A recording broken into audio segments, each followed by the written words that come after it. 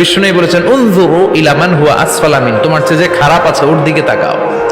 ওয়ালা তানজুর মান হুয়া আ'লা মিন, তোমার চেয়ে যে ভালো আছে ওর দিকে তাকায়ও না, তোমার চেয়ে যে খারাপ অবস্থানে আছে ওর দিকে তাকাও। অনেকে নিজের অবস্থান নিয়ে সুখী না, এরকম আছে না নাই? আল্লাহ আমার এটা দিল না রে, ওইটা দিল না রে, পাইলাম না রে, কিচ্ছু হয় না, কি করবো জীবনে, হতাশ। আসলে আছে কিন্তু অনেক, কিন্তু শুকরিয়া নাই, ডাকাত, ঠিক কি না? নিজের অবস্থান নিয়ে সুখী না, কিন্তু অনেক লোক আছে তারা আপনার অবস্থানে পৌঁছতে চায়। তাদের দিকে তাকিয়ে দেখেন, আপনি যে অবস্থানে আছেন এই অবস্থানে পৌঁছাটা অনেকের কাছে স্বপ্ন।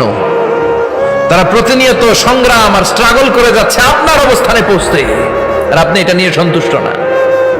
শেখ সাদির নাম শুনেছেন? বালাগাল উলা কাশাফাত দুজা, এই কবিতাটার রচয়িতা ইরানের বিখ্যাত এক কবি। উনি একবার আর্থিক সমস্যার মধ্যে দিয়ে সময় কাটাচ্ছেন, টাকা নাই, পয়সা নাই, পায়ে দেওয়ার মতো জুতা নাই। উনি খুব দুঃখ পেলেন, হায় রে, আমি ইরানের এত বড় কবি, আমার পায়ে দেওয়ার মতো জুতা নাই।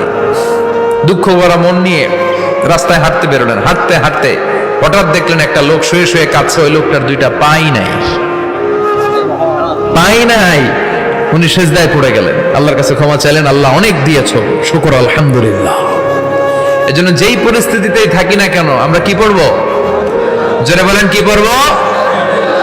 এজন্য কানাতু মিনাল ইসলাম, অল্পে তুষ্ট থাকার নাম হলো ইসলাম।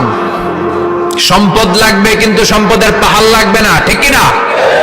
অল্প খান, অল্প পড়েন, অল্প জামান, অল্পের ভেতরে বরকত ঢুকাইয়া দিছে কে?